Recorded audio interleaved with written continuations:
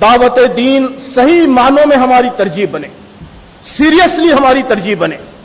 یہ کہتے تو ہم بہت کثرت سے ہیں کہ دعوت ہماری ترجیح ہے، ہمارا اصل کام دعوت ہے، لیکن یہ انٹراسپیکشن کی بات ہے، جائزہ لینے کی بات ہے کہ کیا واقعتاً ہم اس بات میں سیریس ہے. ضرورت اس بات کی ہے کہ یہ سنجیدگی سے سیریسلی واقعتاً ہماری ترجیح بنے، ہمارا اصل فوکس بنے، ہمارے کاموں کا اصل محور و مرکز بنے.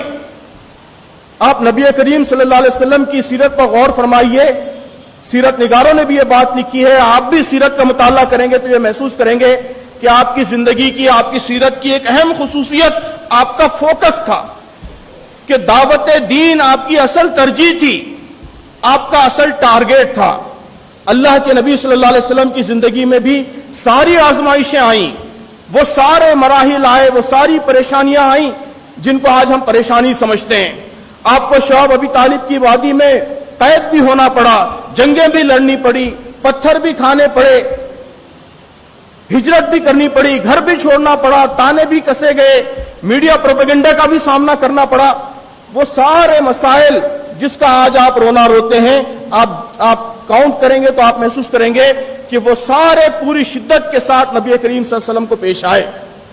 لیکن کسی مرحلے میں دعوت دین کے اس اصل کام سے آپ کی توجہ نہیں ہٹی، خدا نہ خواستہ. آپ دیکھیے پھر آپ غور کیجئے کہ آپ کی ذاتی زندگی کی ٹریجڈیز کہ بالکل بچپن میں آپ یتیم ہو گئے، یسیر ہو گئے، تھوڑی عمر بڑی ہو گئی، دادا کا سایہ بھی سر سے اٹھ گیا. جب دعوت دین کا کام اپنے شباب پر تھا، کشمکش عروج پر تھی، تو آپ کے جو سب سے بڑے سپورٹر تھے ابو طالب، آپ کے چچا، ان کا سایہ سر سے اٹھ گیا، وہ انتقال کر گئے اور رجیم چینج ہوا، قریش کا حکومت چینج ہو گئی، فاشسٹ پارٹی اقتدار میں آ گئی، ابو لہب. تو یہ سارے مرحلوں سے آپ کو گزرنا پڑا، ان سارے چیلنجز سے آپ کو گزرنا پڑا. سارے جتنے مرد بیٹے ہیں آپ کی زندگی میں، ان کا دکھ آپ کو سہنا پڑا. ایک کے بعد دیگرے وہ رحلت کر گئے. آپ کی زوجہ بالکل جوانی میں رحلت کر گئی. تو پرسنل ٹریجڈیز اور تحریکی ٹریجڈیز، یہ ساری کا آپ کو مقابلہ کرنا پڑا. لیکن دعوت دین کا جو اصل فوکس ہے، جو اصل محور و مرکز دعوت کو بنانے کا معاملہ ہے، وہ میں سمجھتا ہوں کہ وہ سیرت کا بہت ہی اہم عنوان ہے. ایسے عجیب عجیب واقعات سیرت نگاروں نے بیان کیے ہیں کہ پڑھ کر تعجب ہوتا ہے کہ نبی کریم صلی اللہ علیہ وسلم کی گود میں آپ کی نواسی جان توڑ رہی ہے، زندگی کی آخری سانس لے رہی ہے. نواسی، یہ آپ کا بیٹا ابراہیم، اکلوتا بیٹا ابراہیم جان توڑ رہا ہے، آخری جان کنی کا عالم ہے، سانس اٹک رہی ہے. اور اس موقع پہ نبی کریم صلی اللہ علیہ وسلم کے کلمات کیا ہے، سیرت نگاروں نے بیان کیے ہیں، آپ پڑھ کر دیکھیے کہ داعی اعظم اس موقع پر بھی دعوت کی ان کی اصل پریورٹی، اصل ترجیح سے غافل نہیں ہے.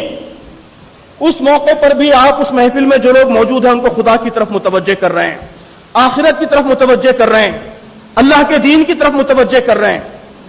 آپ کی زندگی کا خطرناک ترین سفر، ہجرت کا سفر کہ جان پر بن آئی ہے، جان بچا کر جانا مشکل ہے، غار سور میں پناہ لیے ہوئے ہیں، وہاں سے نکل کر ایک اجنبی راستے سے اور کانٹوں میں اور صحرا میں ایک اجنبی راستے سے جان بچا کر سفر مکمل کیا ہے. لیکن سیرت نگار کہتے ہیں کہ اس انتہائی تکلیف دہ سفر میں، اس آزمائشی سفر میں، جان ہتھیلی پر لے کر جو سفر مکمل ہوا ہے، اس سفر کے دوران اللہ کے نبی صلی اللہ علیہ وسلم کے دست حق پرست پر 70 لوگوں نے اسلام قبول کیا. بعض سیرت نگاروں نے نام بھی بیان کیے ان لوگوں کے جنہوں نے اسلام قبول کیا ہے.